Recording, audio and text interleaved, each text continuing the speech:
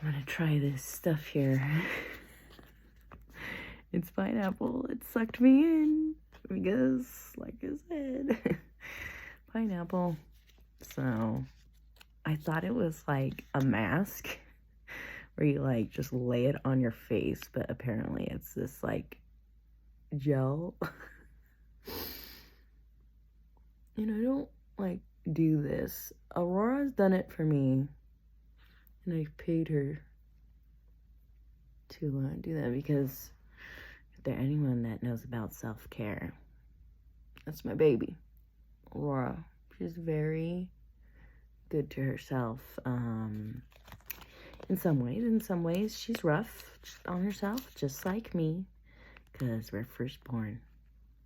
And that's what we do when we're the firstborn, because, we set the example. Luisa in Encanto sings about that. It's like, if you're not producing, you're not performing, you're not achieving, you're not keeping busy, you feel worthless. And maybe not everyone feels that way, but I know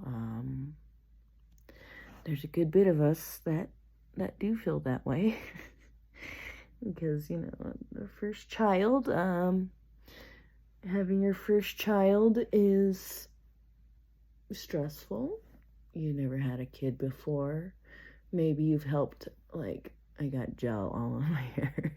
Maybe you've helped, like, take care of other children, especially if your parents were firstborns too. I mean, I was a firstborn. Aurora's dad was not a firstborn. He was a secondborn. But like my parents, my dad was a firstborn. My mom wasn't a firstborn. She was a secondborn, but her brother passed away at an early age. He was only 3. He got a tumor in his brain. And I know that made it really hard on my grandma to, still want to function as a mother when you're grieving your baby dying, basically. It's really sad. I mean, I can't even imagine that. That's just really sad. But, yeah, so my mom ended up being oldest since he passed away. And her next sibling came when she was like 10, which is a lot like Renee in my book. She's 9 when she gets a brother.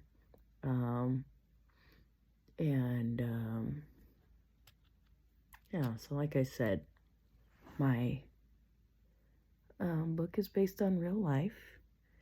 I do talk about a childhood cancer or illness in there. Her brother, Cristiano, he has retinoblastoma as a child, and that's where you get a tumor in your eye, or in the retina, so behind your eye. And her family has to travel overseas to see specialists that can help with that condition and things like that. That's something that my family is familiar with. Another life story, that I've put in my book. But this is real life. This is a real life, book. I wanted it to be something that everyone can learn from. Not just teenagers, but parents, grandparents, mothers, fathers, siblings, friends, community members. It's for everybody. And I don't know how much of this I'm supposed to be using, but we'll keep going. When Aurora does this to me, she has this little special, like, plastic paintbrush thing that's specifically for facial care. since we're in the process of moving and going into our new house, it's packed away. So I really wanted to get this mask. But again, I didn't know I was gonna have to do all this work. So I'm all nice and shiny for you. I've had enough. That's enough of that. So now I just have to wait for it to dry, and then I can peel it off. I'll be washing my hair tomorrow. And let's see what else I can discuss. Oh, my beanie. So I made this beanie because I was a pineapple for Halloween once when I was doing my barbering. And I wore like a grass hula skirt over my leggings, and then I had made this yellow t-shirt. Well, I didn't make the t-shirt, but it was a yellow t-shirt, and I added sparkly gold V's all over it to make it look like a pineapple. And then I wore this hat, and I stood outside of our barber shop to hand out candies for a trunk or treat. All this happened before COVID because, as I shared before, it was because of COVID that I had to stop, or I chose to stop doing barbering in a shop. I still have a few clients that I do take at my house, or I go to their house depending on our schedules. But very selective on that, and I am trying to move away from doing that and just focus on my book. But the few clients that I do keep, it's not about the money that I keep that barber relationship going. It's because, I find other value in our, meetings and out of the haircut, the things we discuss and the friendship that we have. So, not to say that if any of you were my clients and you're thinking, oh, Christina didn't keep me. I still love you guys, and I think about everyone that I used to cut their hair at different times. I mean, I still have my barber Instagram page because I, consider the opportunity to possibly run my own shop just because I do like that. In Ocean's 13, he calls himself the engaged innkeeper. So I like that. That's why I like pineapples, is because it is the symbol for hospitality, especially in Hawaii, where I have gone to visit before. And I did make one of my aunt's wedding dresses for her wedding in Maui. The ones that she was finding, I'm trying to dry my face. The ones that she was finding were really like puffy and big to be wearing to walk down the sand for her ceremony. So she found a pattern, and I, tailored it to fit her, and I added an extra, blue lining over it with a sheer floral fabric. I have a picture somewhere, but it's literally a picture. It is not digital because this is back in 2003, and I was not on Facebook or any social media back then. So that is a literal photograph that I will have to find, if I can find it, if I still have it. She probably has it. But my face is itchy from this.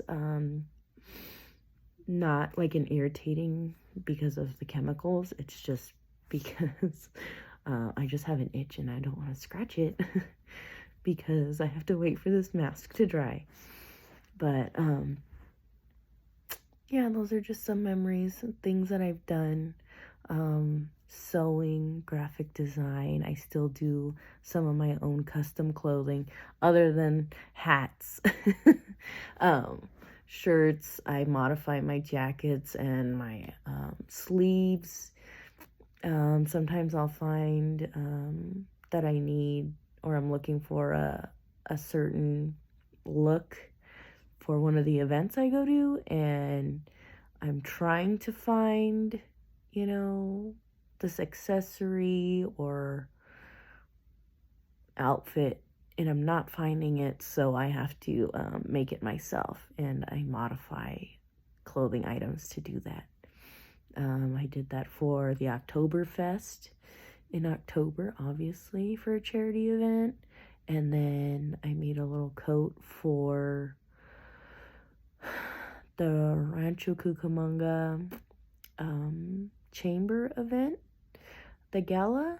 And then just different dresses that just fit weird. They fit right in certain areas, but didn't in the other areas, like in my arms, because obviously I use my hands a lot when I'm speaking. I try not to, but obviously I'm doing it right now because I'm waving my face. But I can get really animated in the way I talk. And this dress was just like really tight in the shoulders and the arms. So I modified it. I added some extra lace in the back of the arm so that I can, reach around, give hugs or, high five, whatever. So that was fun. I currently have eyelash extensions from my sister, who is my beauty consultant. And since I don't really like wearing makeup, and it's just something I haven't really liked doing, probably because, well, she would just say I'm a lazy girl. I've been very tomboy, which is like my main character in my book, Renee. She's very tomboy. Her mom's always trying to dress her up, which I also have experienced with my own mom, because she's pretty girly and the way she dresses and her hair. She has like that Farrah Fawcett hair still, and she doesn't leave the house without her makeup on. For me, I don't care. I'll just go out. But if there was one thing that I would always do to try to make myself look more girly, it would be my eyelashes, to curl them and then put mascara on. And my face is starting to turn white because it's drying. I have a milk mustache. So yeah, not a lot of makeup for me. Just the eyelashes and maybe some lip gloss. My dad didn't really like us wearing makeup either. Well, me specifically. Maybe by the time my sister got to that age, he didn't mind as much. But yeah, that's just the whole firstborn thing. You put on a lot of expectations on your first child. And I try not to do that with Aurora. I try to let her know that I'm still gonna love her even if she doesn't get a 4.0. And that your grades aren't the only thing that matter in your life. Which is true. I mean, it's just a reflection on how well you can retain and learn information, is what your grades come from, and your effort in class a little bit. Well, I guess that's more citizenship. But, I'm lucky that both my kids get good grades, but of course they're also well rewarded because that's the way I was raised, on like rewards for good behavior, rewards for achieving. And I guess that's why I liked being an achiever, in some cases an overachiever. And of course, I've shared this before on an Instagram post, that even when you are a high achiever or a person that gets awards, you're still going to be made fun of. Like, they're going to call you teacher's pet, or yeah, they're going to call you the overachiever, things like that. So you'll be made fun of whether you're a slacker or you're an overachiever. You may as well get made fun of for being an overachiever and not get offended by it. But, wow, I can't believe how dry it is right here on my lip. And then not so much in the other area, but this is what we're getting. This is what we're getting today. Milk mustache. That's what we're getting. But mustaches are hot, mostly on men, not on women. But, another funny thing, and I've shared this with a couple of friends, and of course my family experienced it. During COVID, I was so mad. And I hated being in COVID because it cut off all of my networking events and things that I would do, being a part of my community. And, oh man, I was so mad that I had to stay home that I just, like, refused to do any facial grooming to myself. And being a Latina with dark hair, you know that, you will get like extra little hairs growing out of your eyebrows, on your face. Shoot, in high school, some little turds called me El Bigote, which means the mustache. Kids are mean, man. Kids can be really mean and really, like, blunt and honest if their parents aren't teaching them to keep their damn mouth shut. So that's something that I've definitely been trying to teach my kids, when, they say something really blunt or honest. You can be like, well, some people might not like that. They might get really sensitive and hurt by the things that you share. So, ooh, it's starting to peel. Which is, just something that parents need to be teaching their children. Oh my God. I'm a lizard now. And I'm peeling before you. Let's see if it made any difference. This is so funny. I got this at Target. Target is targeting me.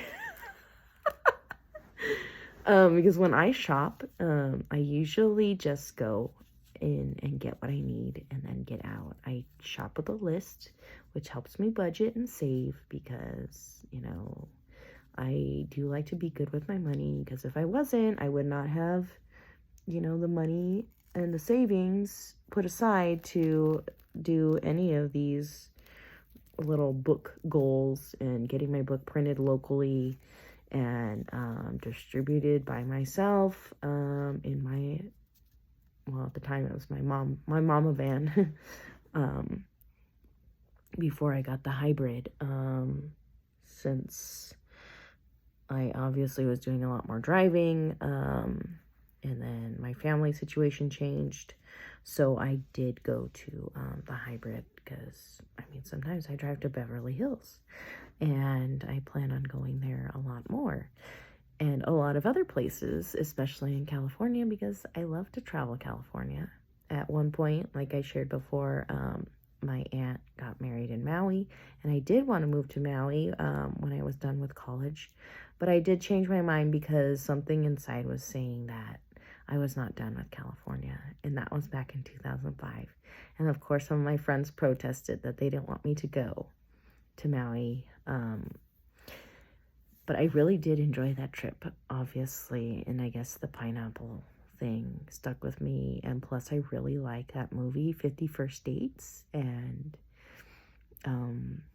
Drew Barrymore in the movie, she goes to pick a pineapple with her dad when it's his birthday, and that is my all-time favorite movie, you can say. My daughter and I used to watch it when she was a baby, So mostly it was me watching it, otherwise her listening to it and the soundtrack. I used to play this like Hawaiian music, instrumental music thing on a CD player when she was a baby in my stomach. And I would feel her dancing there, and it was cute. Like my little hula girl in there. I did give her that CD, not a few years ago, and she would listen to it when she would go to bed.